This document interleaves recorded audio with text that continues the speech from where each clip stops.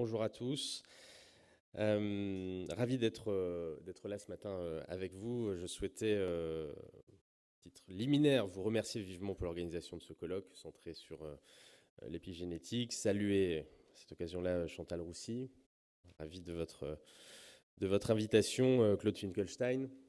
Également, ravi de vous revoir depuis ce premier déjeuner qui remonte à il y a cela 2 ans, je crois, en présence de Marianne Monchamp qui nous avait permis de nous rencontrer. Nous avions déjeuné à l'époque au restaurant de l'Assemblée nationale, qui était bien plus sûr que ce qu'il n'est devenu depuis. Voilà. La présence en serrant de nombreux représentants des réseaux institutionnels, associatifs, professionnels, hospitaliers, que je salue, d'experts de renom, permettront, j'en suis certain, d'avoir des débats de grande qualité durant cette journée à l'occasion de ce travail d'étude, de ce colloque. Je tenais particulièrement à marquer mon soutien et mon intérêt pour les réflexions que vous portez, parce qu'elles rejoignent parfaitement, et je vais avoir l'occasion de vous le préciser un peu dans les minutes qui suivent, les orientations, les actions que je menais, que je portais auprès d'Agnès Buzyn, jusqu'à récemment encore, et désormais auprès d'Olivier Véran, ministre des Solidarités et de la Santé. Et je commencerai par souligner notamment le souci d'inscrire les travaux en lien avec la recherche, évidemment, avec les échanges internationaux, les pratiques avec d'autres pays, et de travailler en pluridisciplinarité, de capitaliser l'ensemble de vos expertises au service des enfants et de leurs parents. Alors je sais que vous aimez associer le cycle de votre association à l'expression anglaise « as soon as possible », traduisant une forme d'urgence dans les domaines qui nous intéressent. Et vos travaux s'ancrent dans les recherches sur l'épigénétique, recherches qui se sont démultipliées ces dernières années, on ne peut que s'en féliciter. Et comme vous l'indiquez vous-même, l'épigénétique démontre l'impact de l'environnement dans l'évolution des maladies physiques et psychiques. Si je me réfère à la définition de l'épigénétique comme modulation de l'expression des gènes par l'environnement au sens large, qu'il s'agisse du contexte émotionnel, de l'état hormonal, l'état nutritionnel ou encore les infections bactériennes, qui peut influencer sur toutes nos potentialités qu'elles soient affectives, cognitives ou encore motivationnelles. Et je ne peux que rejoindre tout votre travail qui met en avant l'absolue nécessité de la prévention. Et on le sait, dans notre pays, la prévention doit irriguer l'ensemble de nos politiques publiques de santé, mais aussi de solidarité. Et au premier chef, peut-être les actions que l'on mène à destination des enfants et de leurs familles. Cette notion est un peu comme une boussole pour l'action que je conduis depuis un peu plus d'1 an désormais. C'est la raison pour laquelle, par exemple, j'ai présenté le 14 octobre dernier une stratégie nationale autour de l'aide sociale à l'enfance et que j'ai appelée la stratégie nationale de prévention et de protection de l'enfance. Et l'inscription de ce terme de prévention au sein même du titre de cette stratégie a du sens, évidemment, puisqu'elle inscrit dans ses fondements la revitalisation, notamment à titre essentiel, de la protection maternelle et infantile. C'est une stratégie qui se déploie cette année dans 30 premiers départements avec à l'appui 80 millions d'euros qui sont apportés par l'État pour prévenir, améliorer la situation des enfants les plus vulnérables. Stratégie qui contient nombre d'autres pans, vous l'imaginez bien. Plus largement, j'avais eu l'occasion de le rappeler déjà, me semble-t-il, lors du lancement de l'Alliance francophone pour la psychiatrie, la psychologie et la santé mentale périnatale à Marseille en septembre dernier.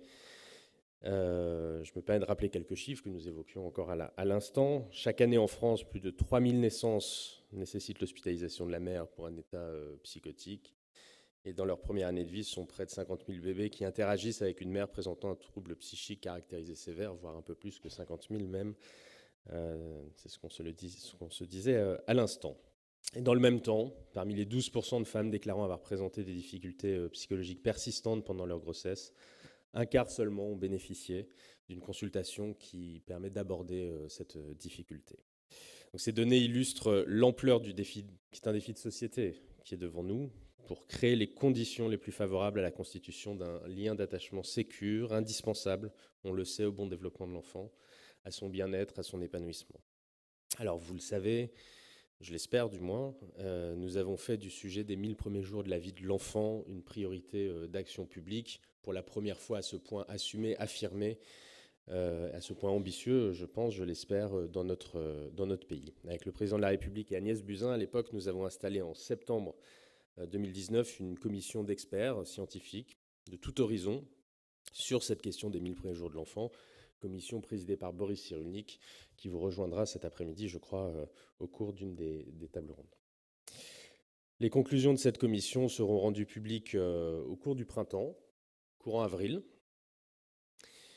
si le virus nous laisse un peu de répit, et serviront de socle pour la définition de réponses adaptées aux besoins des enfants et de leurs parents dans cette période déterminante de la vie, et avec des annonces que nous voulons faire d'ici l'été. Alors je sais que l'inscription de cette notion des 1000 premiers jours au cœur de l'action publique trouvera un écho particulier au sein de votre Assemblée, car vous avez évidemment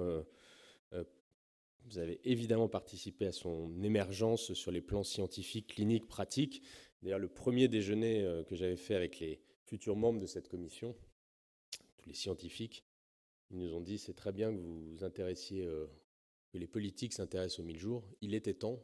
Nous, ça fait 30 ans. » Et donc, je souscris particulièrement à cette image qu'un certain nombre d'entre vous utilisent, empruntent souvent, de fenêtre de sensibilité, fenêtre d'anticipation. Image qui véhicule à la fois effectivement les grandes opportunités qui vont guider l'individu vers l'avenir à cette période-là, mais aussi des risques importants si cette fenêtre se referme et elle se referme parfois brutalement. Alors bien entendu, nous ne partons pas de rien et de nombreuses actions ont déjà été entreprises dans le champ périnatal. L'existence d'unités de soins parents-bébés, la décision de rendre obligatoire l'entretien prénatal précoce au 4e mois de grossesse participe de cette mobilisation de la puissance publique en faveur de la construction de la sécurité de la relation entre les parents et leurs enfants. Mais au-delà de la seule période périnatale, je veux rappeler que la santé mentale de nos concitoyens était une priorité d'Agnès Buzyn, reste une priorité d'Olivier Véran et de moi-même. Nous avons engagé des actions et des moyens et nous serons très attentifs à leur déploiement, à leur amplification dans les années à venir et nous nous appuyons pour cela évidemment à titre essentiel sur l'engagement réel reconnu du professeur Franck Bellivier qui a été nommé délégué ministériel à la santé mentale il y a près d'1 an et qui se trouve parmi nous ce matin. Depuis 2 ans, depuis le dévoilement par Agnès Buzyn de cette feuille de route sur la santé mentale, de nombreuses actions ont été menées, des moyens financiers exceptionnels pour renforcer l'offre de soins en santé mentale des enfants ont été alloués en fin d'année 2019. Certes, nous partions de loin, nous en avons bien conscience. Cette allocation a fait suite à un appel à projet qui a été doté de 20 millions d'euros, qui a été lancé en juillet 2019, afin de renforcer les ressources de la psychiatrie de l'enfant et de l'adolescent, notamment dans des départements non pourvus et sous-dotés au regard des besoins de la population. Et ce sont ainsi 35 projets qui ont été identifiés, validés en décembre dernier et qui vont dès à présent se mettre très concrètement en place dans les territoires auprès de nos concitoyens. Pédopsychiatrie et la périnatalité ont également constitué une des thématiques retenues en 2019 dans le cadre du Fonds d'innovation organisationnelle en psychiatrie, qui lui est doté de 10 millions d'euros. Et sur les 42 projets qui ont été retenus l'année dernière, 19 ciblent plus précisément le repérage et la prise en charge précoce en psychiatrie de l'enfant et de l'adolescent et la psychiatrie périnatale. Sachez par ailleurs que 20 postes de chef de clinique assistants hospitaliers ont été créés en 2 ans, avec un recrutement par appel à projet conjoint entre les ministères de l'enseignement supérieur et de la santé et des solidarités, avec pour objectif que chaque faculté de médecine soit couverte à terme par au moins un poste de PUPH de psychiatrie de l'enfant et de l'adolescent. Il s'agit ni plus ni moins de reconstruire une filière, ce qui prendra un peu de temps, mais il faut bien s'y atteler. Il faut s'y atteler, mais il faut aussi amplifier cette dynamique et que nous réussissions ensemble le virage d'une action publique toujours plus prévenante, qui s'attelle le plus précocement possible à garantir à l'ensemble de nos citoyens les conditions d'un bon développement physique, psychique, affectif et social.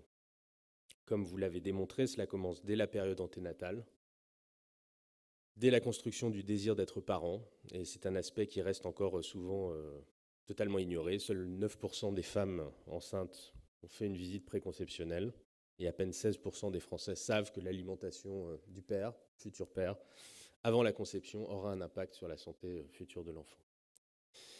Voilà, il reste encore donc beaucoup de chemin à parcourir, mais je sais pouvoir compter sur votre engagement, sur cette grande révolution scientifique que nous offre l'épigénétique et sur vos réflexions pour contribuer largement, par différents moyens, aux travaux que nous avons lancées, car je connais la qualité des propositions que vous avez pour habitude de formuler et qui sont, il me semble, à la hauteur de l'enjeu qui est le nôtre. Je vous souhaite donc des échanges très riches durant cette journée. Je resterai un interlocuteur évidemment très attentif sur ce sujet, comme je l'ai toujours été, je crois, je l'espère, car cela fait partie des priorités quotidiennes de mon action. À très bientôt donc. Merci infiniment, Adrien Taquet.